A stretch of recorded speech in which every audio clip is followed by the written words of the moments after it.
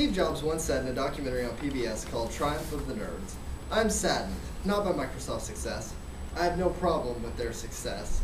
They've earned their success, for the most part. I have a problem with the fact that they just make a third-rate product."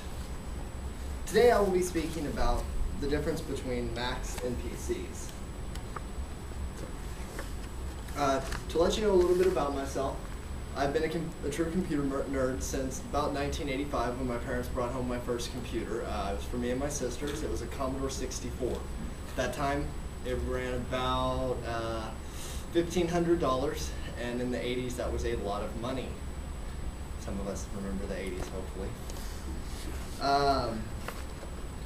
First, I'll be telling you about some of the problems there are with Windows.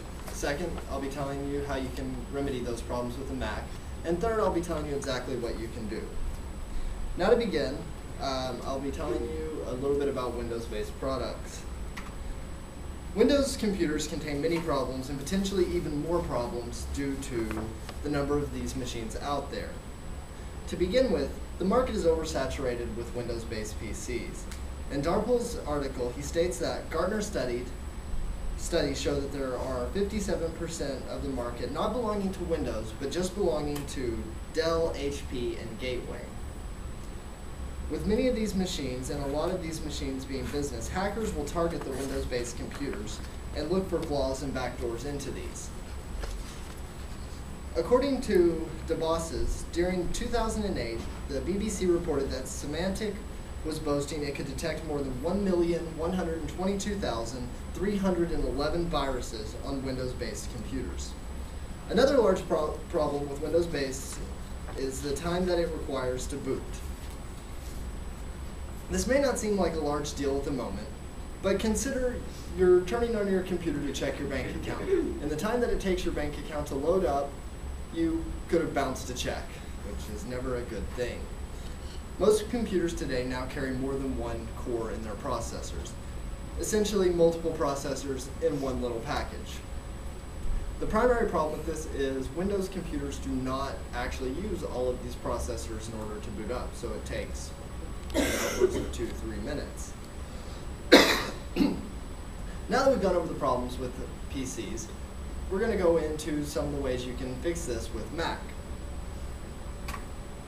The Apple computer is a system that very few people use, and it is more streamlined and for ease of use.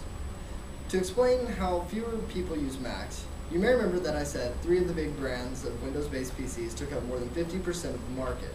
And in this study, it shows that Apple still holds less than 5% of the total market.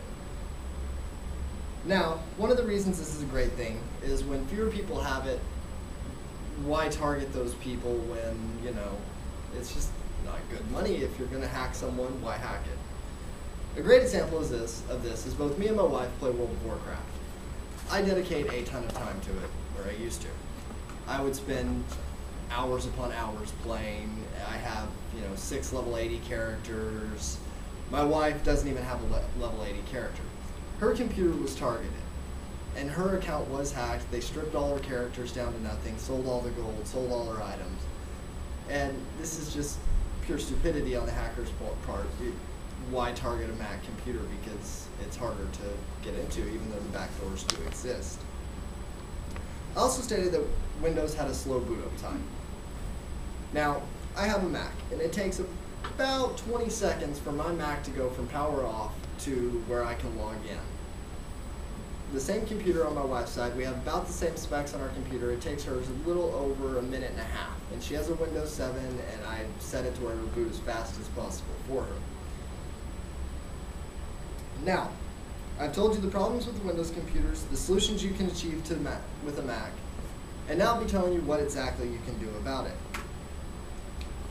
Now that you've seen the problems and the solutions for the benefit, I understand there are a lot of people out there who are just comfortable with their Windows. It's like a little security blanket. You don't want to take away your blanket. You're a little Linus. But that's okay, because Windows does, or Linux, I can talk every once in a while. Mac has a program called VMware, or it has Parallels. Both of these programs allow you to run multiple operating systems at the same time. As you can see here, this is an actual Windows boot up with running inside Mac. Now, there are programs you can't get anywhere else. So you now have the ability to run Windows and Mac at the same time. Now I've told you exactly what you can do to remedy your problems. First, I told you about the problems interlaced in the Windows environment itself. Next, I told you how you can remedy these problems with the Mac. And finally, I told you exactly what you can do. I've explained to you all the details of the great debate for Windows versus Mac, and it has come. And the time has come. The next time you go looking for a new computer, while I know you won't be looking for a Mac, just remember it's out there for choice. Now that I've explained everything to you, I hope that you understand exactly what can be done. And please remember that in the time it gave me to give this speech, your Windows computer might have been able to boot up.